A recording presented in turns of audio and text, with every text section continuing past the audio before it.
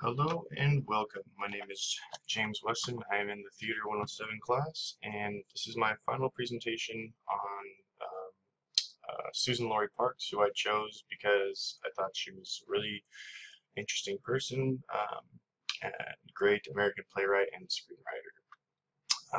Okay, so first off, let me just say that I've never done one of these before, so if it's a little awkward, then that is because this is my first time presenting over an online PowerPoint, I guess.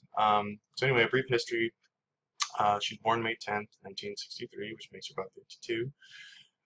The education from Mount Holyoke College in 1985, and she went to the John Carroll School.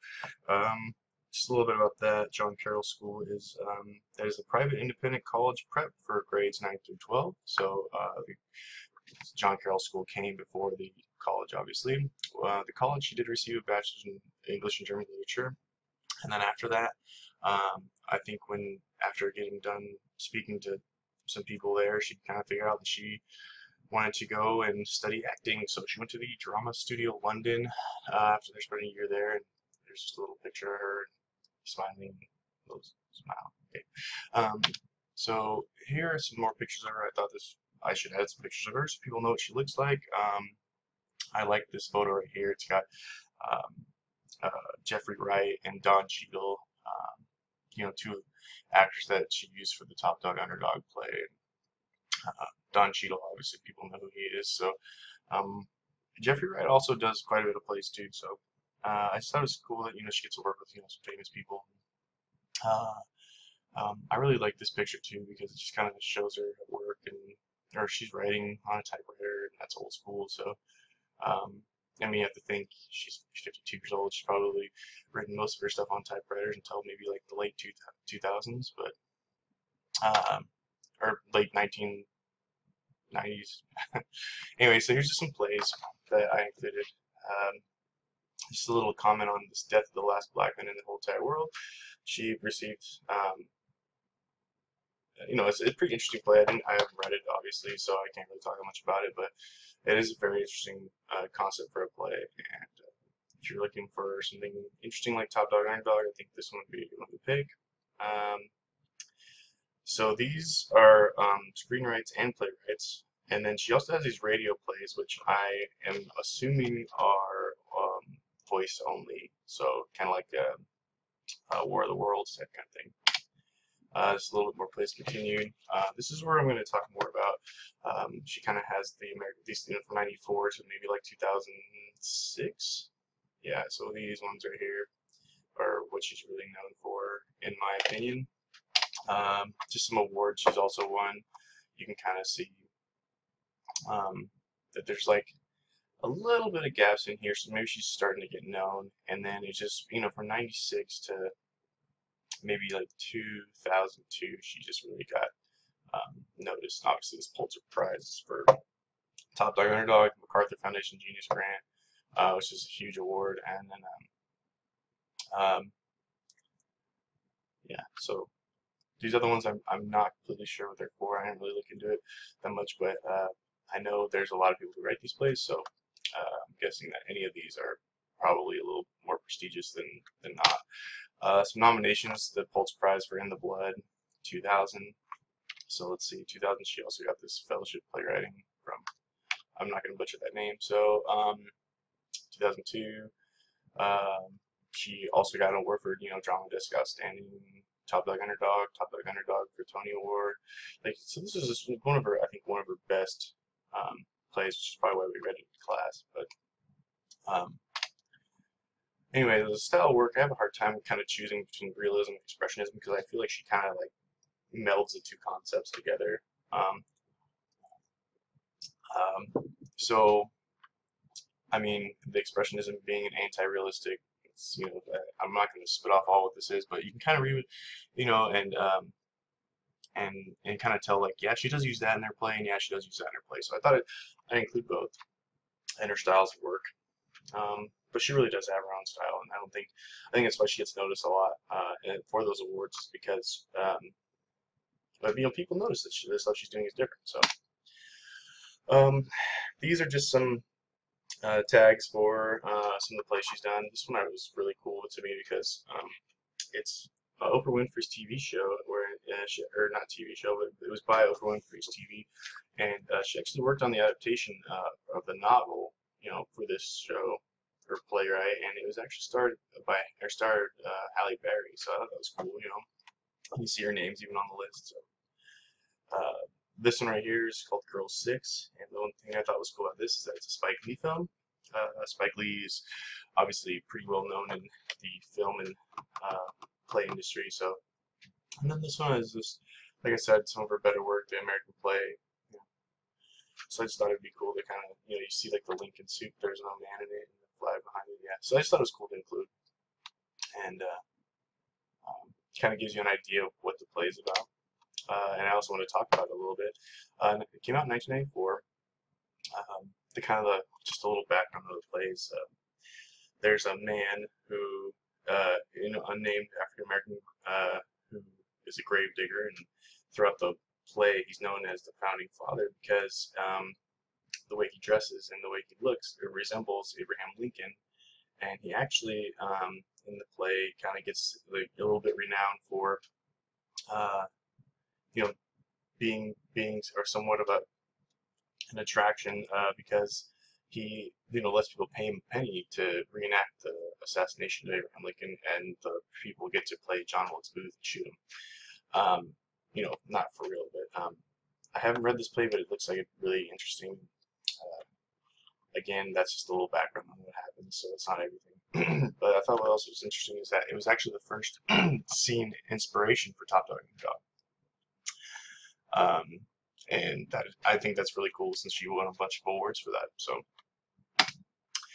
this is just a picture of the play. You can kind of see he's got the gravedigger get up, and these people are just kind of staring at him because he's, not only is he a gravedigger, there's coffins and stuff around, but he's probably like, yeah, for a penny you could shoot me, and they're like, have that look on their face. But again, I've not seen the play either, so I'm not really quite sure what's going on here. But that's just kind of what you can tell, and you can kind of, look at the dress and wardrobe and everything. This is just another piece that you can kind of see the John Wilkes Booth impersonator, the Abraham Lincoln impersonator, and the assassination attempt. So he's even got the finger pointed out, like he's laughing at a play, even though he's clearly sitting in the graveyard. Well, at least it looks like the same, stage setup. Anyway, you can, like I said, you can kind of get a look for the dress that they're wearing, and yeah. So I included Top Dog Underdog next, obviously, because, like I've been saying, it's one of her more famous pieces, and it deserves to be included. Well, that's also probably why we read it in class. It was really confusing at first to understand this play, but I really did end up liking it, just for its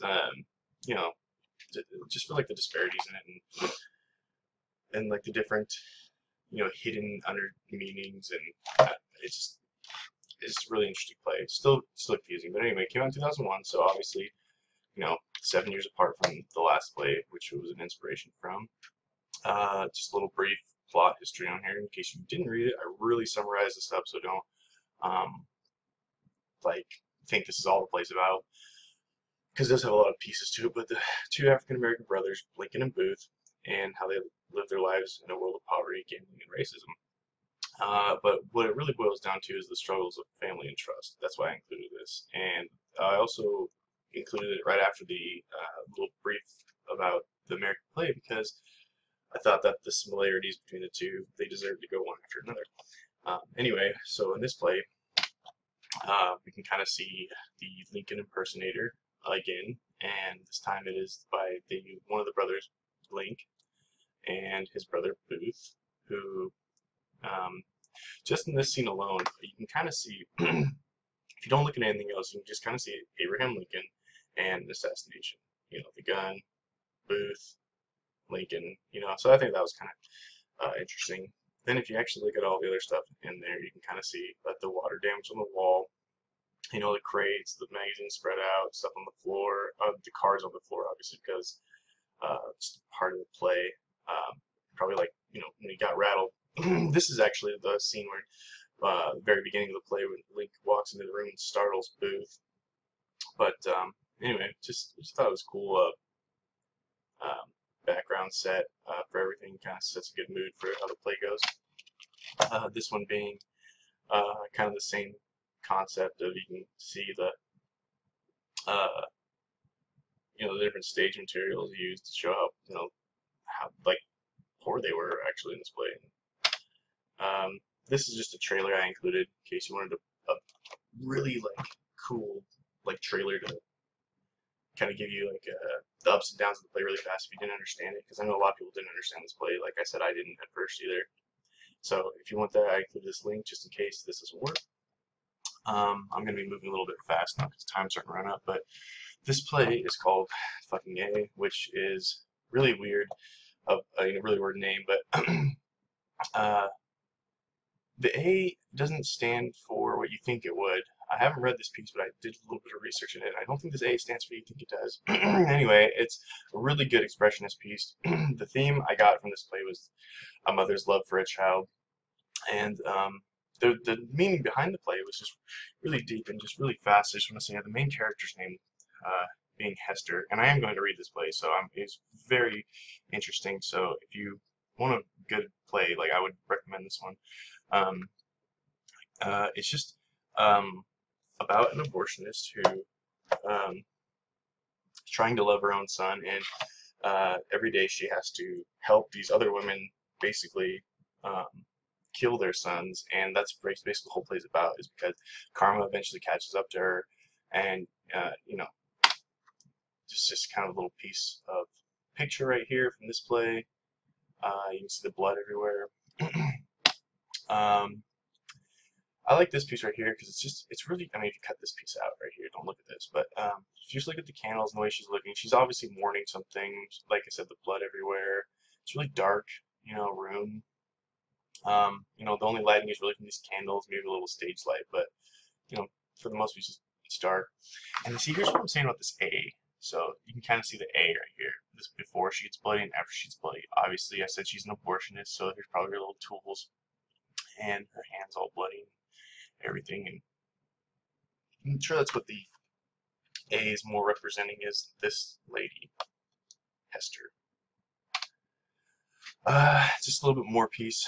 This play I have not gotten into at all, but it's a good playwright by Suzan-Lori, and it's called In the Blood. Very interesting cameo. Very interesting group of kids here that obviously look like they're homeless. They're getting along. Kind of see the mother figure. I mean, it's like those street can kids or something like that. And then this piece was really cool too. It's called 365 Days, 365 Plays. Came out in 2006. Basically, every day she wrote a small short play. So that was really interesting too, because not everybody can just do that. These are my works cited in case you want to look at any of the pictures. I just Google searched a lot of these. And then the sounds from my PowerPoint I got from this Brainy Betty site. But yeah, these are just some really interesting playwrights by her, and I think that that's the end of my presentation. So thank you for watching.